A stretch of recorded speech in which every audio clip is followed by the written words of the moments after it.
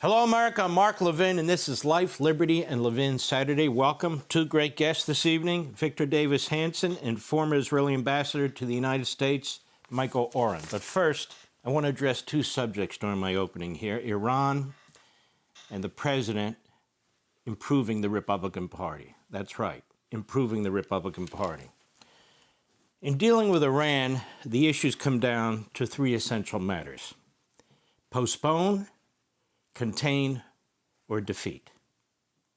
Postpone, contain, or defeat. And now I want to explain to you why postpone and contain in the end cannot work. What is our objective? To postpone Iran's nuclear program and enrichment? To contain it? To contain it for a short period of time, for 20 years, forever? Or to permanently end it and all the other threats born of the regime by defeating the regime, that is, eliminating the regime. Even more, when a regime like that in Iran combines religious fundamentalism and radical political ideology, that is, an international revolutionary-based religious fundamentalism said to be commanded by Allah, that requires the elimination of all obstacles by whatever means possible or necessary. And the only way the 12th Imam will reveal himself and ensure that peace and prosperity and the precepts and principles of the Quran will be properly applied and enforced throughout the world is by conquering and destroying non-believers. How many of you watching me right now believe a paper agreement with the great Satan, us, the United States of America, will stop that? How many of you? And herein lies the problem. Islamist scholars who have and do write about all of this, imams who preach this daily in their mosques, and the Iranian regime that husbands all its resources to promote this have told us and tell us now that the West must be conquered and destroyed. Our country is the biggest of the obstacles, and it must be eliminated. Israel is seen as the greatest immediate threat, as it is in the Middle East, closest to the heart of the Iranian Revolution, and stands in the way of uniting Muslim forces and the revolutionary crusade demanded by Allah. For the regime, it lives to conquer, destroy, and kill, in pursuit of its reason for existing, its only reason for existing. It will never adhere to any agreement that seeks to limit, contain, or manage its God-required revolution. To do so would be to defy Allah and to destroy itself. Therefore, Sharia creates a justification for deception agreements when it comes to pursuing and spreading the faith and the ideology. It's called taqiyya. We've talked about this before. Taqiyya. I wish everybody at the State Department, the Defense Department, the National Security Council, all ambassadors, all envoys, as well as all members of Congress of both parties were required to at least take one course on this. At least one course. Taqiyya allows for deceit, connivance, and all the rest of it. For, among other things, protection of the community. In Iran's case, the protection of the revolution. Do whatever you have to do. The revolution must survive. It must thrive. Period. So what does all this mean? It means the goal of the Iranian regime is survival. It might lose military battles. It might lose military and industrial infrastructure. It might lose its first and second tier of leadership. But the regime is the ideology. It's the revolution. That means the fundamental Islamic revolutionary political, religious, and governing structure survives. Like the communist Chinese, the Iranian regime has a long view of things, multi-generational, decades and even centuries. In the West, we have an election cycle. We have political and governmental change built into our system of representative government to ensure we do not institute the kind of permanent tyrannies and totalitarian administrations you see in communist regimes and in Iran. But in Iran, like China, they see this as a structural weakness on our part and in the entire West, to be exploited, manipulated, and leveraged. Elections are to be used against us. We have built-in, quote-unquote, regime change, if you will. For example, they know we have midterm elections in 6 months. They see and hear what the Democrats are saying right now, what the media are saying right now, what some of the Republicans, the woke right isolationists are saying. And they see our polls and the complaints about the price of a gallon of gasoline. And so while they see an incredibly strong commander-in-chief in President Trump, they see a fierce and unbeatable military in the United States military, they see it all as transitory. They believe the will is ultimately soft, our will in the United States and the West, and that once the Trump presidency concludes, they can rely on something more akin to an Obama or Biden administration. The Iranian regime will become even more repressive, slaughtering, torturing, raping as many people as it believes it must in its own country, and do so righteously, in the name of God, in the name of Allah, because it's for the revolution, commanded by Allah. It cannot allow dissension, let alone protest, to challenge or threaten the revolution, mandated by God. So while the military and economic victories we have and are imposing on the Iranian regime are historic, in fact, our military has been spectacular in fulfilling its mission. The regime survival, again, by this I mean, and they mean, the revolution and its infrastructure, that's the regime, has not been destroyed. And let me be clear about something else. President Trump has done more to confront this grave threat to humanity than any other president. He and Benjamin Netanyahu have put their political careers on the line, have put their governments on the line. They've done more than anybody in the last half century to try and confront this Islamist revolution, to ensure that they don't get nuclear weapons, at least not on their watch, and hopefully beyond. President Trump, as I said, has put his presidency on the line to prevent this terrorist regime from destroying millions of us. Benjamin Netanyahu has put his prime ministership on the line because the people running who want to be prime minister are now attacking him for a variety of reasons. And these opponents, these myriad of ferocious, duplicitous, exploitive, political and ideological opponents who would put our nation and the free world at risk of annihilation, even if it meant political advantage and electoral victories for them, are truly detestable. It's one thing to have a loyal opposition. It's another thing to have a disloyal opposition. President Trump is an extremely courageous leader who's done and is doing what 7 prior presidents refused to do. The question now is whether each of us, we the people, you, Mr. and Mrs. America, have as much courage as he does. And even more, whether we have the will to support the elimination of the Iranian regime so that our children and grandchildren and future generations will be free of their revolution and their threats. Well, that's my 2 cents worth. Maybe it's 5 cents worth. You'll be deciding that. I want to move on to another subject. Now, President Trump takes a lot of heat. They claim he's doing these horrendous things to government, to the culture, horrendous things to the Constitution. All lies. I tell you this from a historical and legal perspective.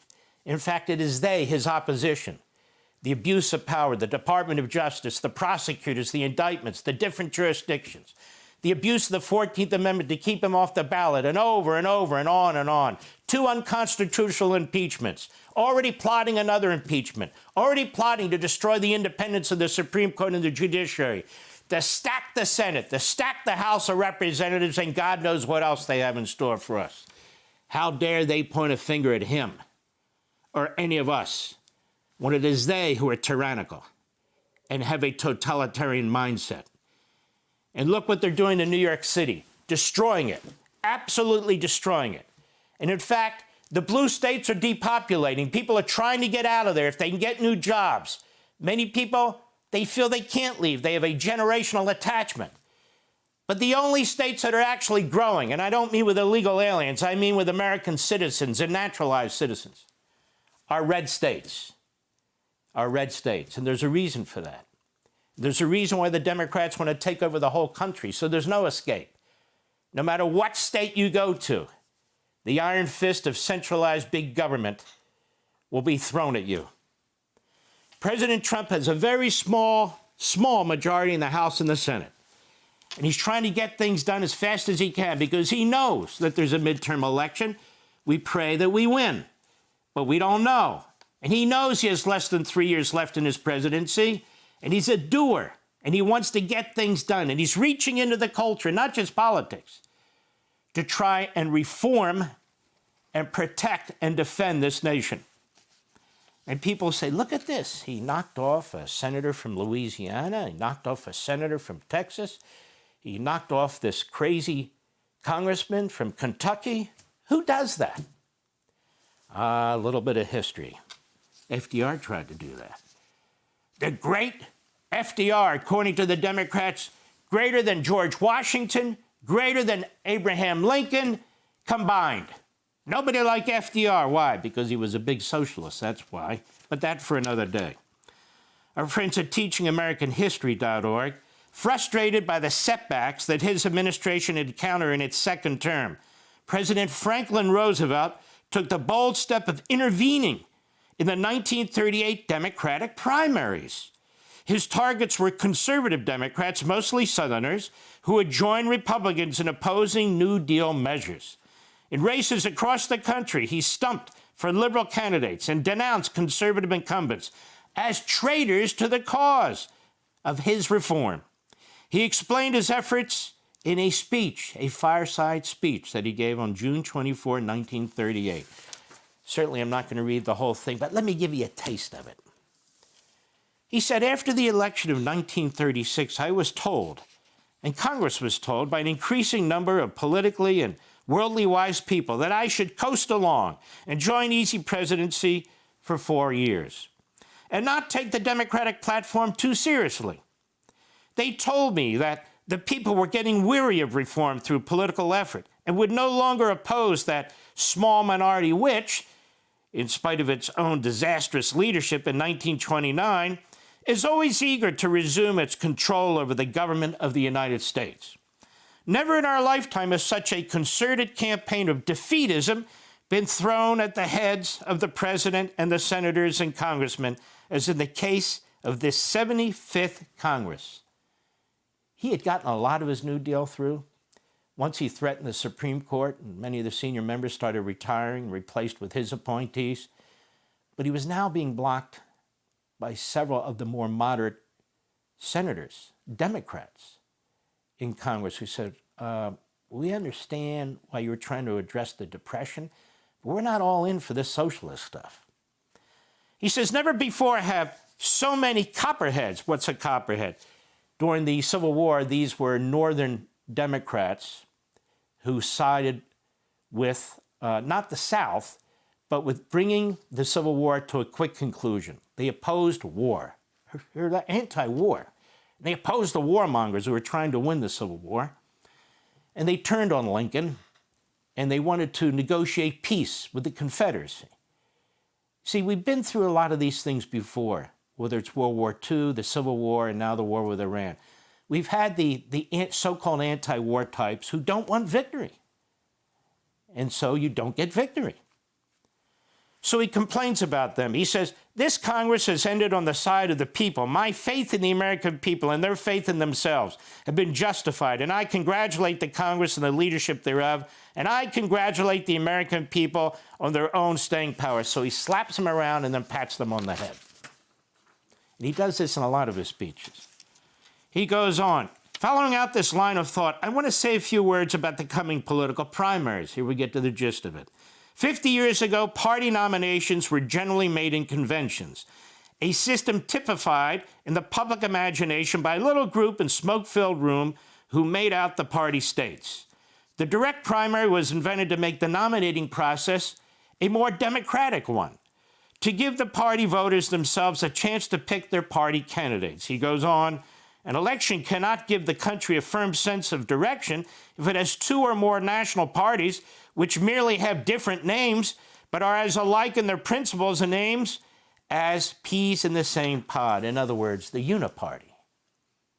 The radicals always talk about the uniparty, whether they're the woke right, R-E-I-C-H, the Islamists or the Marxists, or just kooks. In the coming primaries, all parties, there will be many clashes between two schools of thought, generally classified as liberal and conservative. Roughly speaking, the liberal school of thought recognizes the new conditions throughout the world, and they call for new remedies. And of course, the conservatives, just the old school, you know, big business, big government, all the Bernie Sanders claptrap. But he says later, with the head of the Democrat Party charged with the responsibility of carrying out the definitely liberal declaration of principles set forth in the 1936 Democratic platform, I feel that I have every right to speak in those few instances where there may be a clear-cut issue between candidates for a Democratic nomination involving these principles or involving a clear misuse of my own name. So he goes out and he campaigns, actually help pick candidates to take on these more conservative candidates. He's wildly popular, FDR, won a landslide. But in every case where he tried to knock off a more conservative or moderate Democrat, his candidate lost except one in New York. Every other case, FDR's candidate lost. And it set back his administration. The party was angry. If he had won, they wouldn't be so angry, but he lost. Everyone but one. He lost Walter George, a senator in Georgia. George won. Miller Tidings in Maryland won. FDR lost. Ellison Smith in South Carolina won. FDR lost. But he won this chairman of the House Rules Committee in New York, John O'Connor. He defeated him, but that's it. He didn't defeat anybody else. I want you to compare that to Donald Trump. Again, you got a couple vote majority in the House, and you got guys like Massey, who represent one small congressional district, who are trying to undermine the president's landslide victory. One congressman, maybe two or three, because the majority is so tight. So they're trying to take his mandate and destroy it. And the president knows, President Trump, I got to get my agenda through. And I have a few of these senators who do the same thing. I got one senator who actually voted to remove me from office in the second impeachment when I already was a private citizen. And he expects me to be supporting him in a Republican primary? What Donald Trump has done is what FDR tried to do but failed. Not only that, in Donald Trump's case, it's not only Louisiana, it's not only state senators in Indiana, it's not only Massey in Kentucky, it's not only the Senate race in Georgia with this Raffensperger, it's not only Cornyn in Texas, but before that, the president got involved in all these primaries in his first term. I don't think he's lost one. Maybe it's one or two, but whatever it is, it's inconsequential. So for those people who say, you know, Donald Trump's lost a step, you know, MAGA's divided, you know, MAGA's tiny, tiny thing that just represents Mark Levin. These are fools and buffoons. MAGA is as strong as ever. In fact, the Republican Party is MAGA, and MAGA is Donald Trump's movement. And we've got the general election. Everything will be put to the test come November, but those are the facts.